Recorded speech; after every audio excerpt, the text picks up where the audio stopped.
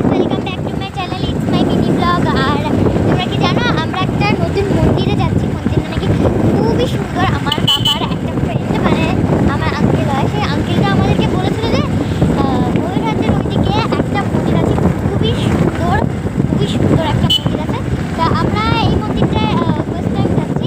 এবার গিয়ে দেখবো যে কতটা ভালো মন্দির। চলো আমরা গিয়ে দেখি। আপাতত আমরা এই রাস্তায় আসছি, বাবা গাড়ি চালাচ্ছে আমার বাড়ির সামনে। আজ একটু হাই করে দাও। ও তো দিব্যি ব্যস্ত ওর কাজে। তো চলো এবার মন্দিরে গিয়ে একটু পরে ভিডিও করছি।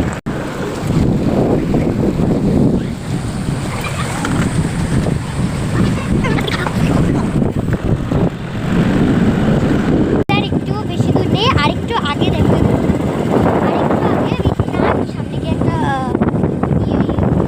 একটু যেতে হবে আর কি এদিকে, তারপরে হচ্ছে মন্দিরটা পড়বে। তো জলদি জলদি যাই।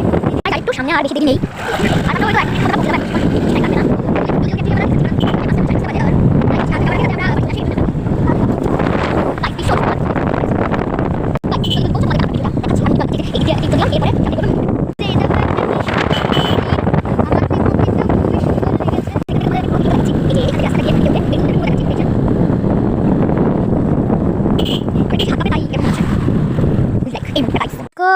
মন্দিরের নেম প্লেটটাই যে এখানে আছে, শ্রী শ্রী রাধা মাধব মন্দির, ঘোষনগর তপবন আশ্রম। যে দেখো গ্রাম সব দেখাচ্ছে, আমি জুম করে তোমাদের।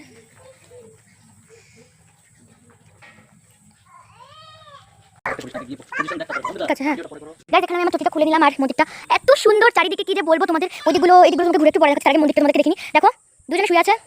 আদি হ্যালো করো। গাইস আমরা মন্দিরটা যাই, জলদি জলদি যেতে হবে। হ্যাঁ অবশ্যই। এবার মন্দিরটা যাই। আমার মনে হচ্ছে ভিতরে ফোন নিয়ে যাওয়া যায় না। এই যে একটা সাইনবোর্ড আছে, সাইনবোর্ডটা দেখো ভালো করে তোমরা। গাইস দেখো মন্দিরটা কি সুন্দর, এই যে চারিপাশে কি সুন্দর করা। আর হচ্ছে এই যে রাধাকৃষ্ণ, একটা আগে গিয়ে দেখাচ্ছি তোমাদের। তো এই যে রাধাকৃষ্ণ, হরে কৃষ্ণ। আমি একটু পরে চলে যাচ্ছি না। এই যে দেখাচ্ছি ফুল হয়েছে, এই কি সুন্দর ভিডিওটা, মানে কি সুন্দর দৃশ্য। এটা হচ্ছে পুরো জঙ্গল, এটা এটা ফলের গাছ, আম গাছ, এটা কাঁঠাল গাছ, কত সুন্দর ফুল আছে।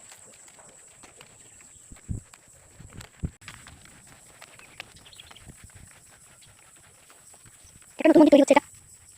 আর দেখতে পাচ্ছ একটা বাড়ি আছে ছোট।